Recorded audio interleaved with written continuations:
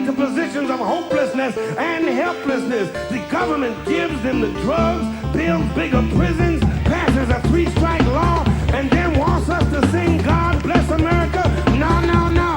Not God Bless America. God damn America. That's in the Bible for killing innocent people. God damn America for treating us citizens as less than human. God damn America as long as she tries to act like she is God and she is supreme. Goddamn America, I have with me Anders Lee here. And our special guest, Mr. Peter Soeller. Hey, how's it going? Did I say that right? Yeah, Soeller. Cool. Soleil. It's not Soleil? No, not Soeller. Solier. Soeller. Co-host of What Would Save the World? Yes, on Radio Free Brooklyn every Wednesday at 3 p.m. live. Cool. I like your radio voice. It's good. Very cool. Soulful. I this week for this episode, I'm very unprepared, so I think we're gonna have a little session of you teach me the news this week. I have not been paying attention to much what's been going on because I've been on hold with Verizon. Something is going on with my internet, which if you know who I am, you know I'm addicted to the internet. It's pretty fucked up. I'm not getting my juice. My internet in my apartment is fucked up. It's not working. And then this company's had me on hold for like 3 hours a day. I just come home from work and I call Verizon. I sit there. And it's been chill for the most part because I've been playing Breath of the Wild on Nintendo. So like the hours just dripping by have not been bothering me. Is that the video game version of Wild Wild Country? Ooh, no. What is this? Even weirder. That would kick ass. No, it's the Zelda game. Okay. It came out on Nintendo's weird ass busted console, right? So it's like a really long game. You know, video games now are like they're all like map games. They're like free for all, Explorer, and all that. They're like it's like a full-time job sort of shit. Yeah. You know, Yeah. I've been logging like tons of hours because I've been on hold with this fucking company, and I'm about to beat it. And I don't know what I'm going to do. So you're pretty much in like a loveless marriage with Verizon. You know? Yeah. You come home, pop in the Breath of the Wild, just on hold for 3 hours. No one bother me. Very unidirectional communication. Yeah. You know, those like. It's fucking. It's not. I've been chilling with it because I'll play the game and then I'll just let the person talk to me or whatever. But, like, I'm about to fucking beat it, and now I'm realizing, oh, my God, I've been wasting, like, hours and hours of my life, like, every day on this fucking thing. I have a feeling if I beat the game, I'm going to actually have to come to terms with the fact that I've been on hold with this company for, like I don't know, like 10 hours this week or whatever. Yeah. I'm going to lose my shit, dude. That's more, I mean, when I'm on hold with Verizon or Optimum, I just play computer solitaire, which is not as expansive for the mind as this Wild Breath game sounds. That's fucking weird as hell, Anders. That's why I like you. Anyway, so I don't know much of what's going on this week. I got a few notes. Peter, is there anything in particular you wanted to cover this week? Well, we were discussing, I mean, there's kind of, two sides to every story, and we've been hearing a lot from sort of the mainstream media, the lamestream media, if you will, about how the Parkland teens are heroes and they want to stop gun violence. They want to stop their friends from getting killed, and what they don't realize is what my friend Peter here. They're screwing the rest of us all over in the process. Yes, and they're crisis actors, right? That's basically your shtick. That's a craziness with like every time we talk about things. Like you may know Peter from his show HOGG Watch. Yeah. Who like looks like fucking Will Wheaton? Like no one wants to point that out. I'm the only one saying it. He looks like Will Wheaton. Not like modern Will Wheaton, but like TNG Will Wheaton. You know, like. Can you imagine if he was the field day the right would be having if David Hogg was actually a porker? Like if he was actually a little fat kid. Oh, that would rule. They would be. Yeah, no, exactly. Yeah, that's why they're going after Emma Gonzalez so hard because like you look at it, it's like she's like easy to make fun of. But, like David Hogg. She's polarizing though. Like people are gonna rush to her defense really quick. Yeah. If he was fat, then nobody would really be. They'd just tell him to get off stage and get a more attractive. You know. You hear this shit about like the black student who was injured and like still in the hospital for like a month later. Yeah, they've been. And like that story just came out like a few weeks ago. Right. And it's like like this person got like shot up, and CNN didn't give him a voice. Guardian didn't let him edit anything. Like he didn't get nothing. It's kind of weird how they picked a few select kids to like become the stars of this whole concept. My favorite Parkland side plot is real early on. Everybody already forgot about this, but there's a teacher who the Parkland Kids were beefing with online because during the mass shooting, like I think HOGG, I think that him specifically, he like ran up to this door and he was like banging on the door to try to get into a classroom to hide, and this teacher was like not letting him in. It was like barring the door and shit. And so this teacher, if you look this up, like their tweets back and forth with each other are like, he's like, I was following protocol. They say never to open the doors or whatever. And what the kid's accusing him of is just basically like being like, children, there's no hope for you. Wait, did he have like, was there kids in his classroom or was he like by himself? Like, it would be fucking hilarious if he was by himself and he locked all the kids out in the hallway. No, but I don't think that was the case. I think he had kids in there too. What if he was like, sorry, David, maybe if you had gotten into Yale, then I'd let you in. Oh, he got accepted to something or whatever. Oh, I'm sure. You know what that means. Everybody wants him now. UC, whatever. He's going to be in California. Oh, okay. He's going to be writing for Saturday Night Live in no time. That's yeah. The fucking career track there, right? Right. But of course there are only two sides. This is what we've been. Yeah. There's only two sides you can come down on with this gun control debate. You're either pro or anti mass shooting. Yeah. And you are pro mass shooting. Well, no. I'm interested in your perspective on this because you're a fucking towards like nihilistic violence. And okay. It all collapse. Sure. But the problem with this shit is that if you the Guardian so David HOGG was part of like the school newspaper there, so the Guardian let the Parkland High School guest edit like an issue of the Guardian, and they released their demands through that. And if you like work your way through the demands, it's like, okay, ban assault rifles, you're going through it, and then it's like, have all gun owners register with the Department of Defense, and I'm like, yeah, that's not gonna go over too well. And then it's like, and then it's a bunch of teen stuff just jammed in there. Change healthcare laws so that law enforcement will have access to mental health records.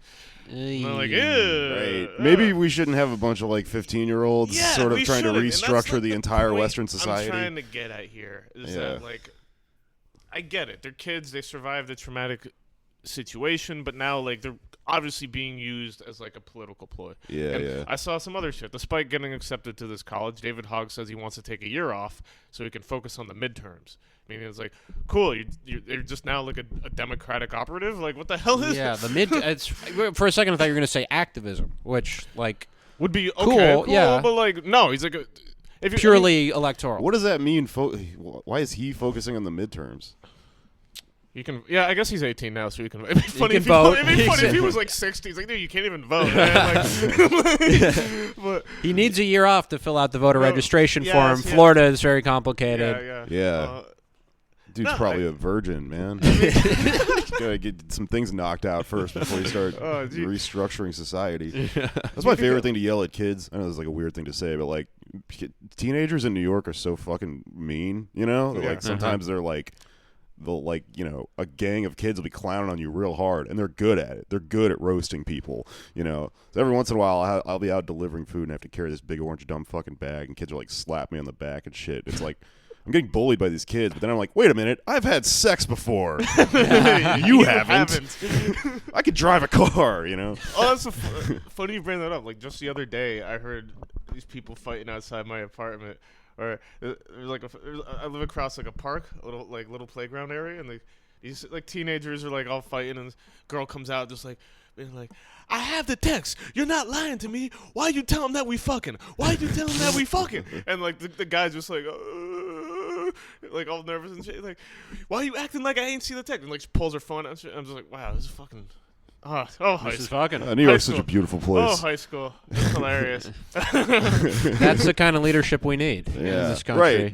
That's People lying about who they're fucking. Yeah. We have too many people in office who've been fucking too much, you know? It's Right. weird that these activist kids are teens, because teens are like insane people, you know?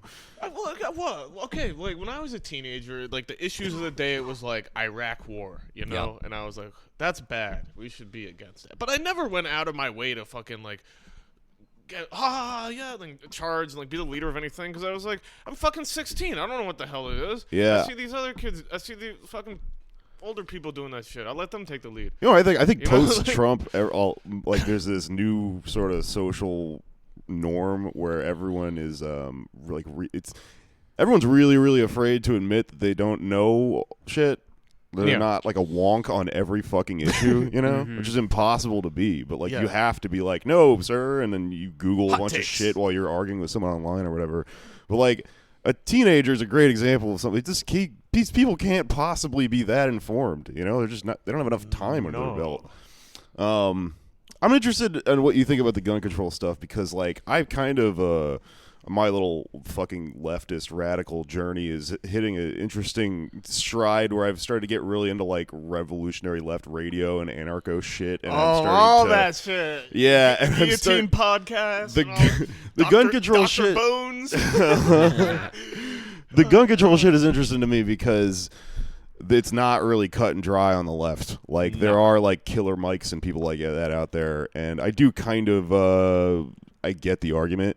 Like I maybe even subscribe a little bit to the argument. The best way to frame it is like, first of all, like if you're on the left, you should not be supporting the NRA in any fashion. Like they're a right-wing organization designed, like that's what they are. You know, they're an arm of the Republican Party. They have no agenda of like actually with a gun rights philosophy, as we saw with Philando Castile, who was the black man that was shot in like July 2016. He was a licensed gun owner. He gets pulled over, and he informs the officer that like he has a gun on him, and he's like just letting you know. And of course, being like a fucking white police officer, who when a black guy tells you he has a gun, he's like blam blam blam blam blam. Yeah. So shot Philando Castile dead, and that started a whole controversy where people like tweeting at the NRA, being like, "Yo, why aren't you speaking out about this?" And the NRA's like, yeah, not all gun owners. Okay. Right. So yeah, you don't need to support the NRA to also to realize like, hey, like we shouldn't have this blanket like denunciation of guns and all guns and guns are bad and guns. It's funny like that. Like this is like a liberal issue or like a center left issue, like centrist liberal, moderate issue is gun control, because like they always. Every time they trash on the left, it's always like, you guys are utopian. But, like, what's more utopian than trying to ban all firearms everywhere? Right. Yeah, this is the one issue they're hardline about. And the thing that they focus on, which, like, we don't talk about, is, like, it's always, like, they always view this, like, abstract image of, like, the militiamen, like, the neo-Nazi, like, that type of thing. That's what they think that we're going after. But, like, they never talk about police violence. It's like, if you're going to go with gun control, why aren't we gun controlling the cops, you know? Right. You have cops in fucking Grand Central and Port Authority with fucking AR-15s and shit. Like, we're not talking about that, you know? Yeah. Alex Patak, who's on this in this podcast sometimes, has a really funny joke about that. When you see a cop is that like an AK-47, he's like, "Is it his birthday?" Do they let him have it? One day of the year or whatever. He also has the sword joke about how we should replace guns with swords. The way I see it, if like you're on the left and like. You're like you brought up in gun culture. You're part of that thing. You know how guns work. You want to know how guns work. It's like a very like meticulous process. Like hardcore gun owners who like are into like owning guns and shit actually know how they work. And it's not like this type of thing where like, oh, I want a gun and like I've never fired a gun before and like I just want a gun for protection and just like shoot it like that Simpsons episode where Homer buys a gun and he doesn't know how to use it. The Cartridge Family. Yeah, the Cartridge Family. Yeah. It's like that type of thing. And he eventually gets kicked out of the NRA chapter because he's like, yo, you can't like use your gun to open a beer. So like actual gun owners like are very strict on like always training with it, always practicing, always being very careful and safe with that shit, especially when it comes to the left. So there's a couple like left-wing gun groups. What was it? Is Redneck Revolt? Redneck Revolt is one. Then there's this LGBT one called the Pink Pistols or something. Something like that. I know what you're talking about. Yeah. Yeah, they're doing that shit too. It's all good, and like focusing on like most marginalized people, like knowing like how to use weapons and for self-defense. I think that the reason that shit gets glossed over by like centrist sort of liberals or whatever is because that like middle class liberal thought comes from like people who grew up in the suburbs and stuff and could not really fathom a situation where you might actually need to defend yourself. Right. Because that's the one place where really guns are like the least common. Because in the rural area you can use it for hunting, sports, and then urban. Obviously, you can use it for getting liquor when you don't have any money. And it was a big part of the civil rights movement too in the South. Negroes with guns. Yeah, that's the name of the book. So in the South, in Mississippi, in these like backwoods swamps, rural ass shit, like you don't have people for fucking miles. KKK comes up to your house, and then you like. These people had guns so they could protect themselves from that wasn't that long ago either. No, like 100 years ago or whatever. And it's there's really no good way. Like it's, I'm kind of. The thing is, like, do I think like AR-15s and assault rifles should be readily available for the civilian populace to like buy at will? No. Like, should we get rid of them? Yeah. But like looking at the reality of like what's going on in this country and like how stuff works, it's like all or nothing. Like if you want a gun control policy, like take the guns away from the cops, Right. Right. Yeah, and there's no way to really retroactively do that. Do the assault weapon ban without like having a bunch of tiny ruby ridges all over the country. They'd be cheering on these gun buyback programs where like every once in a while like cops will host like a gun buyback thing, no questions asked. You bring your gun there, they give you like $50 or whatever. It's pretty much. It's like basically like the GameStop return policy. You give your $60. You trade in 9 guns for one shitty gun. Yeah, exactly. Yeah. So that's what guns are gonna be for police forces. They're gonna have video game like a drone operator, except you're like the police force like is playing a little video game. They have like a robot who goes out and shoots minorities. He's on the phone with Verizon the whole time. Furious. He's killing people. I know, yeah. Wait till the next mass shooting's carried out by a drone. Like, holy shit. It's just like black and has a bunch of like fucking Marilyn Manson stickers on it. I never thought of that. That's like, if I was a gambling man, I'd put that in the next 10 years. Yeah, no, seriously. Oh, yeah, drone, yeah. A drone mass shooting, yeah. It's going to happen. Yeah. But, I don't know, point of sale regulation, I think, is, like, I'm kind of tepidly in favor of some more of that. What do you think about Australia? People always bring up Australia and their, like, very successful gun reform shit that they did. You know about that at all? Yeah. In 96, there was a mass shooting, and then they banned guns, and there hasn't been one since, and yada, yada, yada. I think let's bring up Michael Moore. Oh, wow, I just made him relevant again. Okay. So, like, Bowling for Columbine, he did a whole focus comparing and contrasting Canada, which is very similar to the U.S. culturally and all this stuff. Yeah. And they actually have almost similar number of guns and like a big hunting culture, yet they don't have the same level of violence. Right.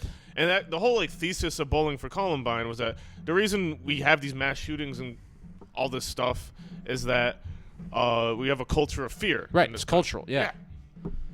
Yeah. It's tied to like the fear of the black man and right. The spooky Arab terrorist and like. Right. Okay. Yeah. So that wouldn't play out the same way here necessarily, like at all. What Anders was saying, it's like, what, we want more Ruby Ridges, Yeah. Right. I mean, that's interesting because people gloss over Michael Moore a lot, and he's easy to shit on. But that movie had a lot of layers. It wasn't just like a gun control, fucking. No, movie. It wasn't. Yeah. Sorry, let's look at our notes.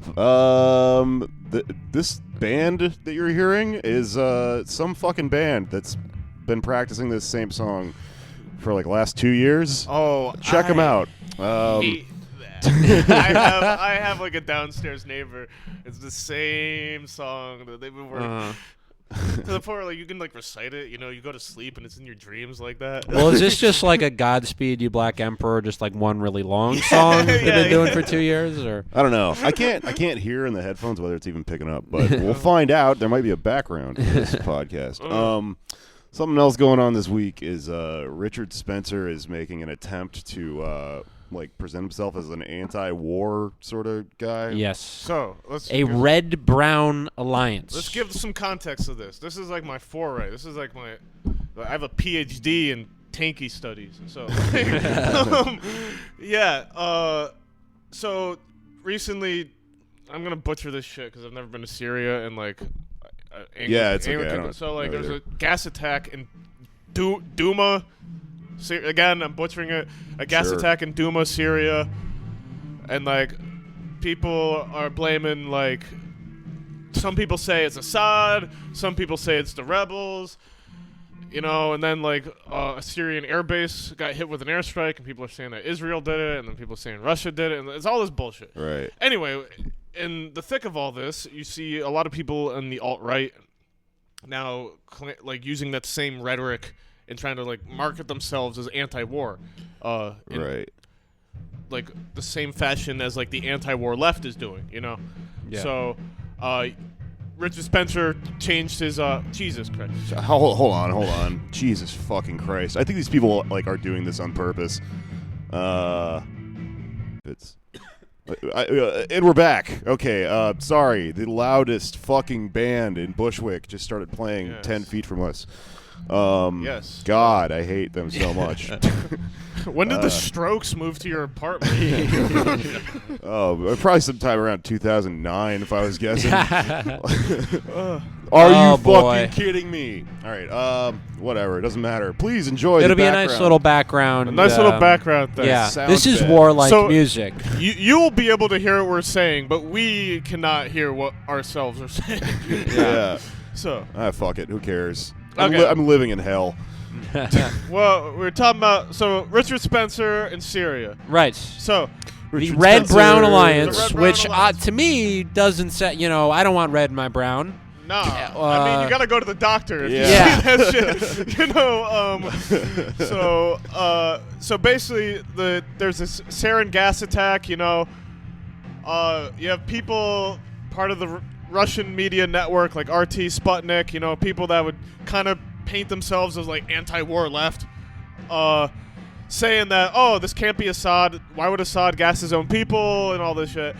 Richard Spencer comes out in defense of them and in defense of Assad, and he changed his little like avatar thingy in the middle of his Twitter to the Syrian flag, and tweeted out a picture of the Assad family, Bashar al-Assad with his wife and kids, like look at all good old family man, you know. Yeah. And they looked pretty white in this picture. I mean, that's the whole thing. Like, when it comes to racial politics in the Middle East, it is a whole nother bag of worms. So like, it'd be so great if you just tweeted out that picture of Sammy Sosa. Where he looks like Count Dracula. Yeah. Did you see the cowboy one? Yeah. He fucking rules. That was like it was years in the making, but it was like a slow transition.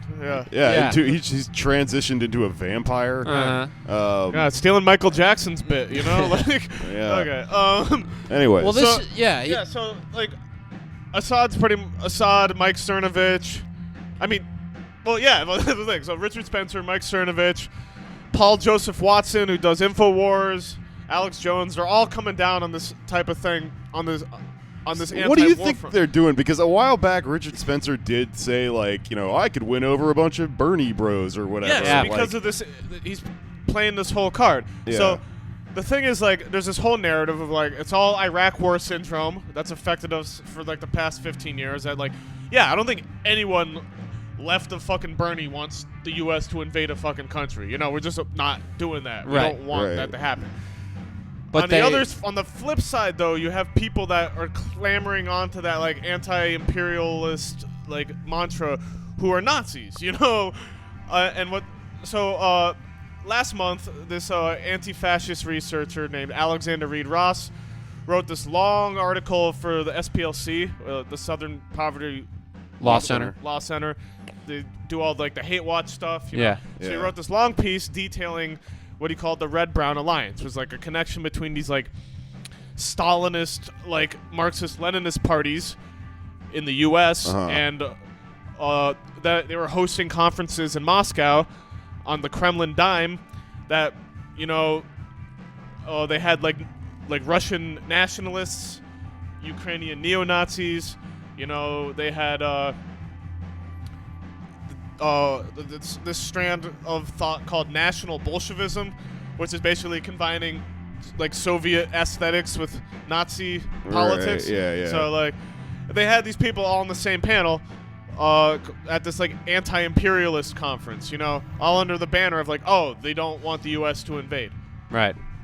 And when you have a big tent like that, you're gonna have a lot of questionable people in that clowns. Nice. Some Damn. carnies. Fighting political humor. Reed Ross actually called out people in this article. He called out Max Blumenthal, who, for listeners, is this journalist.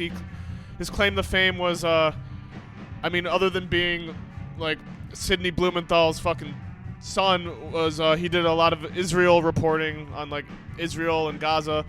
And then somewhere in 2016, it became like a straight up like Assad lackey, So his thing was pushing like conspiracy theories that these aid workers in Syria called the White Helmets are working with Al Qaeda, or they are Al Qaeda.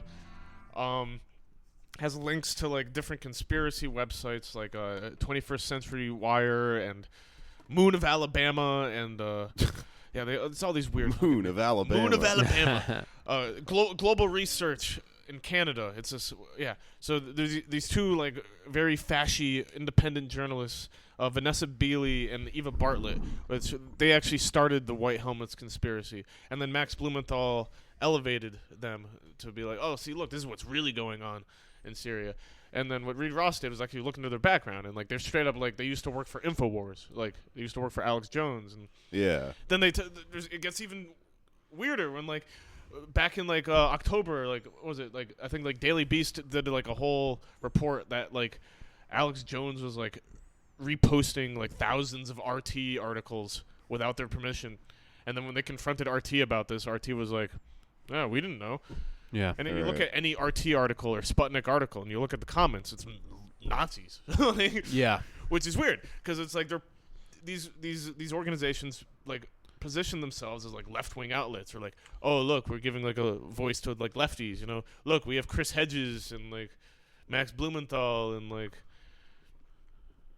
so like basically what happened is Alexander Reed Ross called out Blumenthal for pretty much like platforming Nazis, and then Blumenthal hit Reed Ross with a lawsuit for defamation, and then SPLC pulled the article. Oh. And also in this lawsuit was like 3 other journalists who had no connection to Reed Ross or the article at all. But like Blumenthal came up with this whole like paranoid thing that's like, this was a hit, they're coming to get me. Damn. Right. All so right. he requested my friend Charles Davis, who's like a journalist based out of Los Angeles. He got like a legal order to preserve all his web history, like all his like Twitter DMs and Facebook chats and all this shit. Pictures of feet. Yes.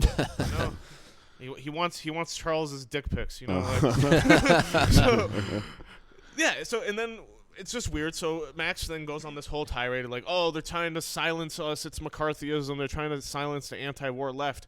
And he gets an article up in RT about it. Then he gets an article on Fox News about it. Then he goes on Tucker Carlson a week later to rant about it. Yeah. And then you start seeing all the alt-right people just like pushing this whole narrative of being like, oh, look at the SPLC trashing on the anti-war left. Like, they fucking give a shit about Can I tell you my left. conspiracy theory about this? Yeah. My theory is that the alt-right is doing this to try to give legitimacy to the horseshoe theory. Yes. So that they can then use it against the left. Yes, I think, Because that's what gets used against the left constantly. Exactly. Is like, So you're now that going too far. You're about to turn into a Nazi or whatever. So now that what Reed Ross was trying to do was show us the danger of what was happening. It's like, look, these fascists are like latching on to our rhetoric, Right. And like they're trying to come in. And if you look at Spencer's Twitter feed, he's saying things like the optimistic view is that Trump is just covering for Israel, or he'll just do a small strike like the last time isn't inspiring. Trump is demanding a war on Assad and a proxy war against Russia.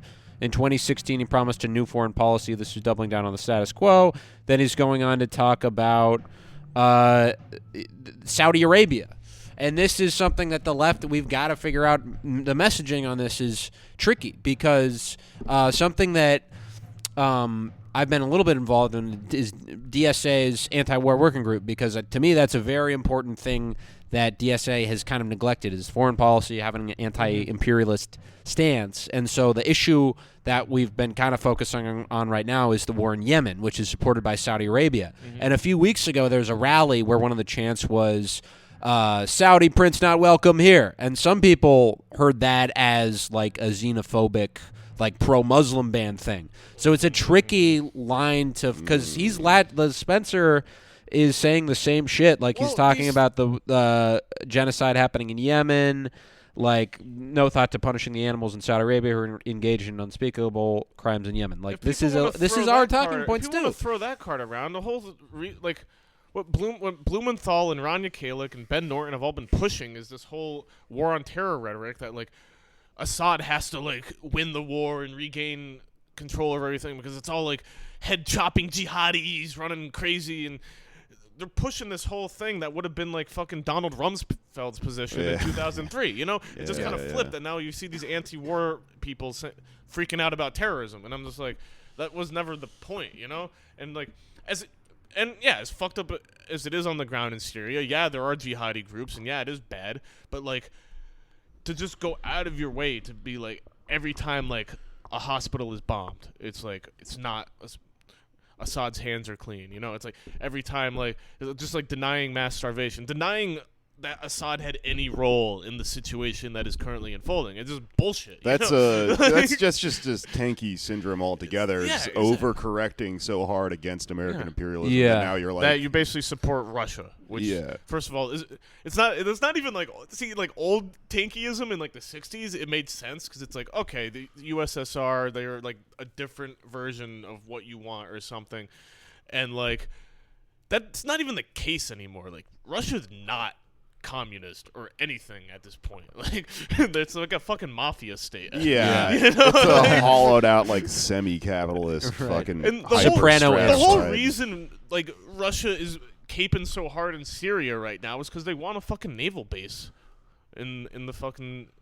They want like a water outlet so they can have a fucking naval base. You know, they're doing the same shit that the U.S. and NATO has fucking done. You know, so it's like that's just how the world works. That's how these people fucking operate. Right. To act like they want like an Israel. What's wrong with tankies is they're stuck in this like nation state like Cold War mentality. Is that there's good nations and there's bad nations, and like we gotta like ally all the good nations against the imperial nation. It's like that's not even how the That's not how the world works anymore. If it ever worked like that, no. you know, like. So now it's just clear that there's something going on here that like. So you have these Marxist-Leninist parties like Workers' World Party and the Party of Socialism and Liberation, which hosted these conferences, or like they're straight up caping for Cernovich and Spencer at this point, and it's like I'm not about that. Do you think, though, on the other side of it, that some of the anti-Assadists have been clear enough about opposing Western intervention? No, I agree. Like, there's some. So like Ben Norton's whole response to this is like, oh, you think there's a red-brown alliance? Well, there's actually like a black-blue ultra-left. Purple, yellow, green. There's a rainbow coalition against Assad. There's a brown alliance because when you put all the colors together, there's a nice mauve seafoam green alliance. It's like an accent wall. I mean, I've seen it different. Like we're gonna build an accent wall. I come more from like the anarchist tendency, and like I follow all the anarchist podcasts and anarchist media. I do that shit, and like it's kind of been more or less like a split in terms of like people that are just straight up parroting tanky narratives, and then those who generally are like, God damn, why the fuck would I support Assad? No, like, but like, I'm not seeing it too much from like the anarchist side, but like, are there people that are we giving legitimacy to like neocon rhetoric and intervention? I mean, who knows? I mean, should we be strong enough against it? Yeah, I mean, that's why when Israel shot those fucking protesters the other week, like, yeah, everyone came out against that, you know? Right. We've been talking about Yemen. And, like, Charles Davis, the person who was named in this lawsuit, who's been, like, so fucking hampering on Max Blumenthal and all these people and, like, pushing this whole thing and be like, yo, fuck these guys for supporting Assad. He's just regularly retweeting shit about how Yemen is horrible and how Israel's horrible. The whole thing is like that's a consistent worldview. That's a consistent narrative where it's like if you believe like collective violence, like state sanctioned violence against like a civilian population is wrong, then like it's like you look at what Israel does, yeah, you call it out. You look at what Saudi Arabia does, you call it out. You look at what Syria does, you call it out. Right. You know? So like that's a consistent narrative. Whereas like Blumenthal will he's using the same rhetoric towards like Syrians as like Netanyahu is toward Palestinians, you know. It's just, but then when Israel does it, it's like, oh shit, it's like a special case where suddenly all these things don't apply at all. Yeah, and then it's just like, I find Spencer's view of Israel pretty interesting because he's like, he admires it. He wants to turn the U.S. into Israel, an ethno-state, but he's also like really. He doesn't like Jews, and like he's. Yeah, how do they resolve that? Yeah, no, this is a thing that's always been a part of fucking fascism, going all the way back. Like Marcus Garvey fucking met with like the Grand Wizard of the KKK in the 20s. You know, they talk about this shit. It's like that's the whole thing they're harping on. Is like they love like what they want is ethnic purity and their own little ethnic enclave. And if they have to make amends to like, oh, you get your little plot of land over there, we get ours. Like we have the white nation, then there's the black nation, then there's the Mexican nation. You know, it's like everyone gets their little piece of the pie, and that's how like they justify it to themselves. It's like, oh, we're not harming anybody. Like everybody's gonna get to live in their own homogenous community. And it's like in practice, it doesn't work like that. You know? Yeah. So it makes perfect sense why they would support Israel. You know, because it parrots itself as this like ethno-state. So right, and they're like, this is the first one. Now let's just make all the rest of them or whatever. Yeah. I don't know. I'm so mad at Richard Spencer that I got his haircut, guys. Yeah, you did? I wanted to prove horseshoe theory is real, so I went to a barber and I said, make me look like a fascist. Look like a fascist. Make me look. I don't know. Okay. I'm trying to figure out how to transition this very naturally, and it's not happening. You reminded me of something when you were talking about the theories about race and ethnicity that people like Spencer have. You reminded me of the book The Bell Curve, which is the topic of another thing that happened this week. Yes, and Sam Harris is I don't know why he's suddenly becoming like a thing. Again? Yeah. I was on a plane a while back, and I just overheard this shitty old man talking to his wife about the podcast he was listening to, and he was like, this guy's like a genius. Oh, God. And like, why are they showing old people podcasts? Yeah, I know. It was really weird. I was hoping he'd be like, it's called Cumtown. But he was listening to fucking Sam Harris, and I'm like, he's a really interesting case for me because I grew up in Texas, and so like my first foray into anything radically political was being like, hey, all these Jesus freaks are fucking insane, and we were living under George W. Bush, you know, so I was like an annoying atheist when I was a teenager, and you know, would read some of like him and Dawkins shit or whatever, and like, I'm not an idiot. Even back then I was like, these people are fucking annoying as shit. But I just remember I watched this documentary about the new atheists, and it was really funny because Richard Dawkins is like a demon. Like he's just an evil, creepy. He's not a good face for this argument he's trying to make because he's like the most clearly unhappy person on earth, you know. And it just talked about how molestation isn't that big of a deal. Yeah. Was this the root of all evil? I can't remember. It was like a weird Netflix documentary about how like the three guys were like going on this tour, and it was like they were trying to hype it up and make it look like, you know, this real fun like rock doc, you know, about so it was like pro new atheist. Yeah, okay. It was just kind of about them or whatever. Yeah. It was really funny because Richard Dawkins is like this miserable person, and then Sam Harris was next to him the whole time, and he was always just like, nah, it's fun, come on, we're gonna have a great time. But then they'd go out and take this stage, and they're just still like three dorky fucking intellectual guys like tucking their shirts into their jeans and shit like that. They're very lame. So I since moved past that and shit, and just sort of like realized that that's kind of a specific niche, like dorky thing. And then later on got way into fucking whatever. I'm reading anarchist shit now or whatever, but I just forgot who Sam Harris was, and then suddenly he popped back up, and now he's like a fucking bell curve guy. Apparently, I mean that's like the logical trajectory for Sam Harris at absolutely. this point. The problem with the new atheists is that like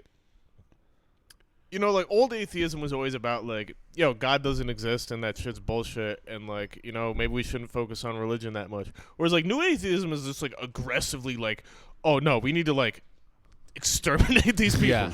And what really jars me is that their focus on Islam as like that's like out of the three it's like so they're like fuck Jews, fuck Christians, but especially fuck Muslims. Yeah. And that just like puts a whole like racial tinge to it, where it's like, why are you harping up so much about Islam? And right, and the thing they'll always say, and this is the flaw in their argument that is now being filled by bell curve, but the flaw is they'll always say, like, we're criticizing Islam, the religion, we're not criticizing Muslims. But if you accept that religion is a socially constructed phenomenon, it's invented by people, then how do you criticize it without criticizing the people who invented and practice it? Yeah. So like this makes sense to his. He's trying to dance around it. I'm not even going to try to like articulate what his actual position is, but the bottom line is he had Charles Murray on his podcast, represented him as being misunderstood, and people pointed out like this is pseudoscience. Like Nisbet, other intellectuals have pointed out how this is like the bell curve is nonsense. Number one, you can't like the argument is basically that there are factors that go into human intelligence that are beyond environment, and that there are sort of base parts of your like genetics. Right, and that's basically used to justify, like, hey, we got to cut these social programs for black people because even if we give them the opportunity, they're going to squander it because they're just like genetically are. Yeah, I just want to point out that this guy, bell curve guy, wrote the I think the foreword for the fucking Hillbilly Elegy. If people are still into this fucking book, like you realize oh my God, that shit. It's fucking eugenics. The whole point of that book is like it's all this like anti-welfare state shit, basically, or whatever. For some reason, I keep seeing like just fucking dorky normie liberals just reading this book and talking about how interesting this analysis of the white working class is, and it's like you're reading a book written by like 2 degrees away from eugenics, Yeah, and it's all anti-welfare shit. They're trying to understand. I hate this whole like cottage industry of wonks. After 2016, it's like we're trying to understand the Trump voter, and it's just like, dude, man, talk to your fucking coworker. They fucking voted for him, man. Yeah. Yeah, but the fucking bell curve guy, Charles Murray. Yeah. What set the record, he's like, set the record straight. We're gonna have you on to set the record straight, Right. Well, yeah. Why are you doing this? Why? What's the big? Yeah. Why is this guy so important? That's the like thing that people are pointing, and he's getting his panties in a bundle. Like, Sam Harris looks like the villain from the Breakfast Club. He's like that fucking. He's like in any fucking like teen movie. He's always like the evil teacher character. Like, yeah. That's what he looks like. Like he was like younger and kind of more joyful in that documentary, and I just am wondering like what happened to him in the last 10 years. It made him like. Well, it's interesting because.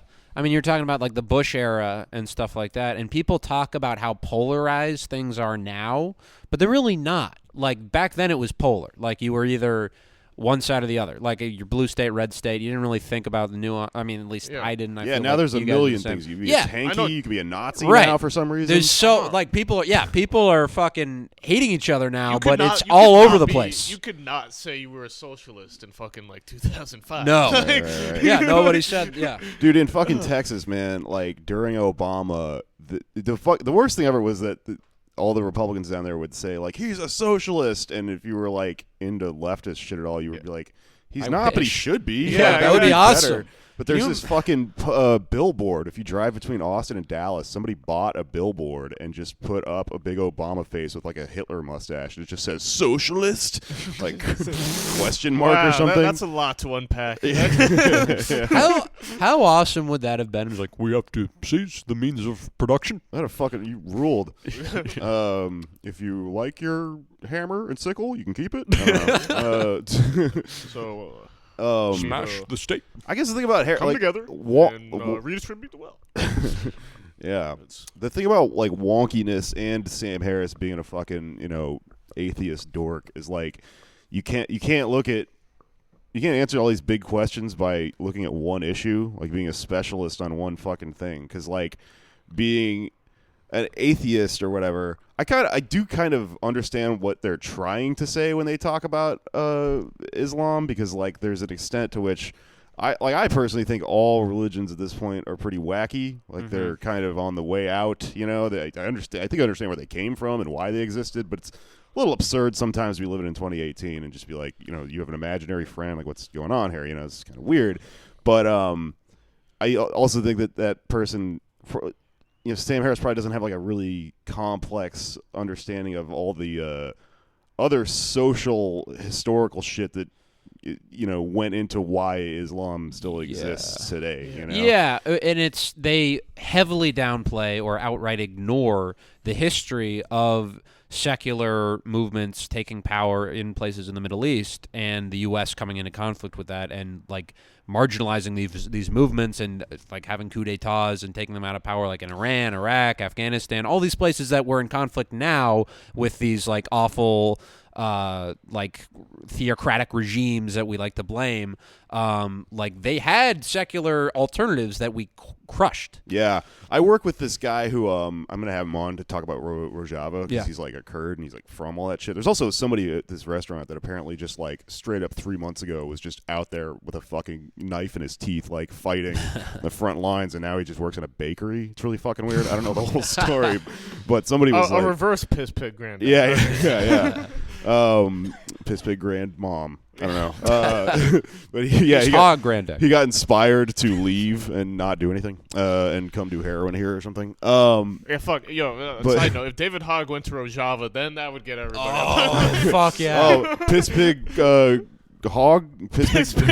Piss hog granddad. There you go. Piss hog 15-year-old grandson. Pig hog. Okay. So... Anyway, I was talking to this friend of mine who's like kind of way more wonky about all the Rojava stuff, and it's like from there and can tell you kind of it made my head spin explaining all the different factions and stuff like that. But I asked him about ISIS, and I was just like, so what's the deal? Because like what everyone is sort of trying to convince us in the Western media is that this is happening as a form of like radical Islam.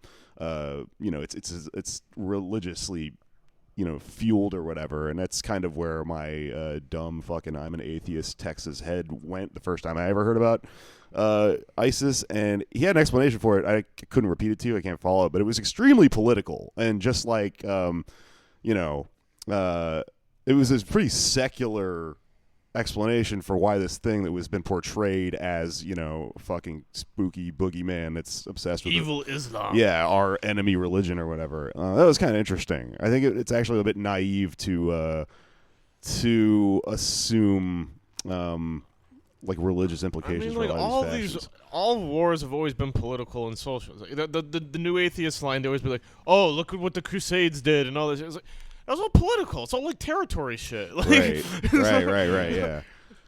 Yeah, one of their famous things or whatever. There's like a Doug Stanhope joke where he's like, you never pick up the newspaper and read the like the atheist, warlords or at some fucking battle with agnostic faction or yada yada. It's whatever.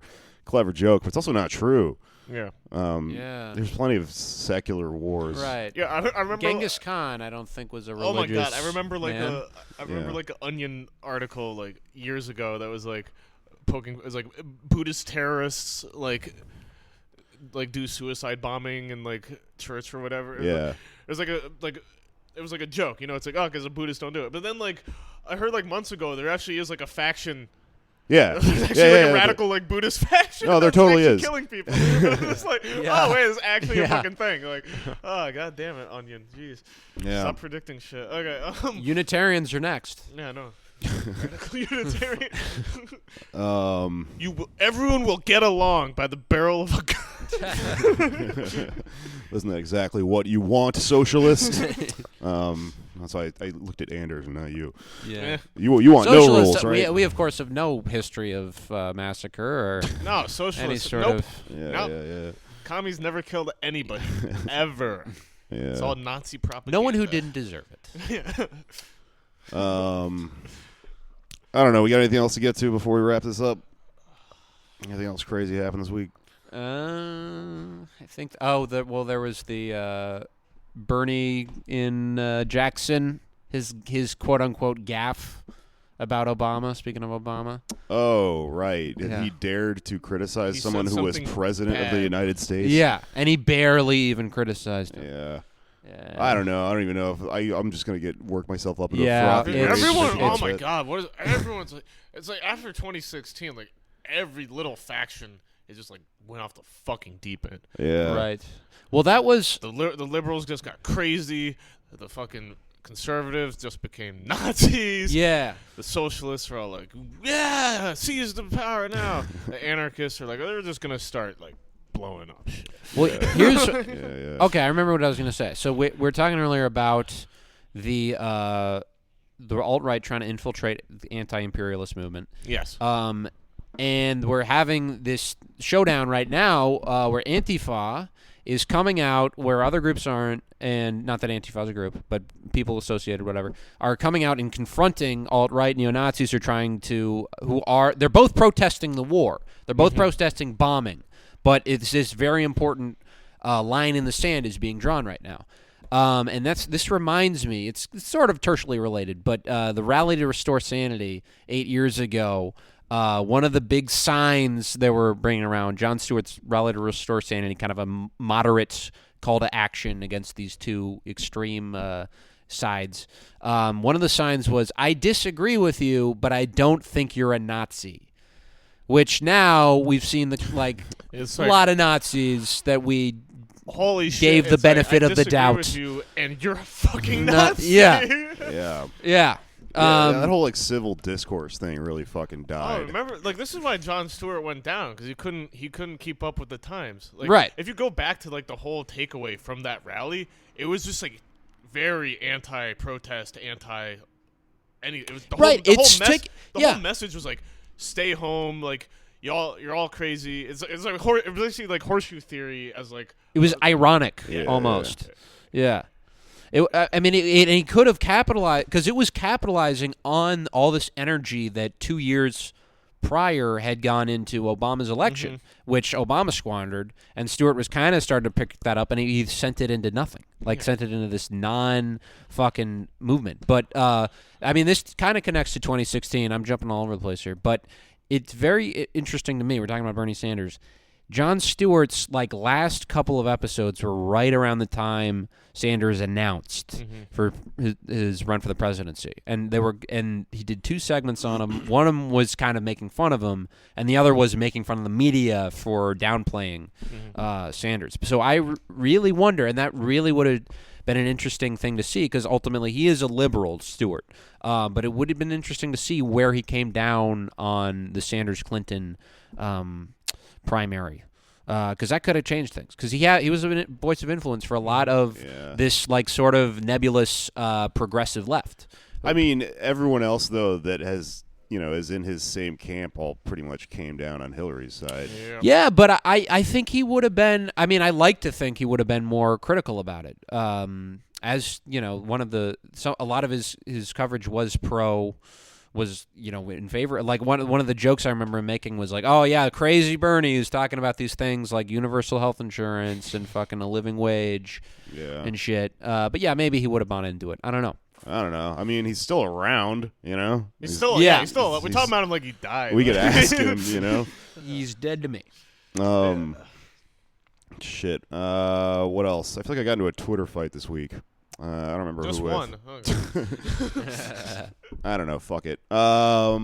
Yeah, that's it. That's good for the week. Thank God, Jon Stewart restored our sanity, and we're all sane now because he had a big event about how we shouldn't believe in anything, I guess. Yeah, that was kind of the message. Yeah. Kind of a nihilistic rally, Don't fight too hard. Yeah. Don't try. Cool. All right. Well, I'm going on tour. I'm really fucking exhausted and tired of talking to Verizon. But soon, in May, I'm going on tour with Mishka Shubaly. I'll pin the tweet with all the fucking dates we're doing. I'm coming to Morgantown, West Virginia, Detroit, Chicago, a couple other places, Denver, possibly L.A. I'm not sure. Speaking of Denver, this just reminded me of T.J. Miller.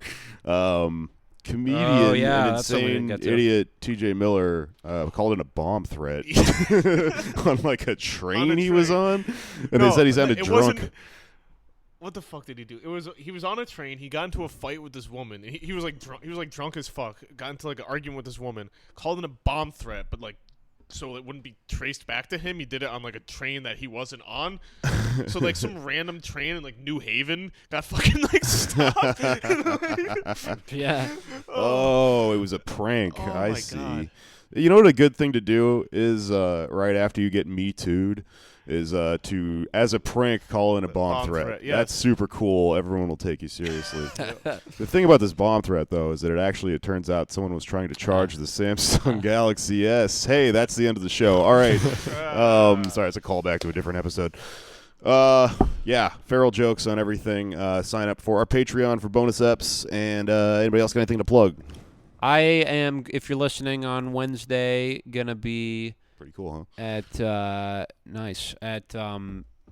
Sketch Block Comedy, which is in Manhattan, and it's changed locations, but I'll post about it. Also going to be at the Music Inn this Friday the 13th at 9 for a suicide-themed comedy show. Cool. Ooh, that sounds great. Yeah. And I'm Peter Soeller. Do What Would Save the World on Radio Free Brooklyn every Wednesday at 3 p.m. You can look at past episodes on our SoundCloud, soundcloud.com/whatwouldsavetheworld. Gonna be going down to D.C. in like 2 weeks covering J20 trials for the 59 people facing like 60 years in prison for going to a protest where like a fucking limo burned, so gonna do that. So yeah, follow me at Solar Power on Twitter, and yeah, it sounds good. Cool. Hell yeah. That's it. The end.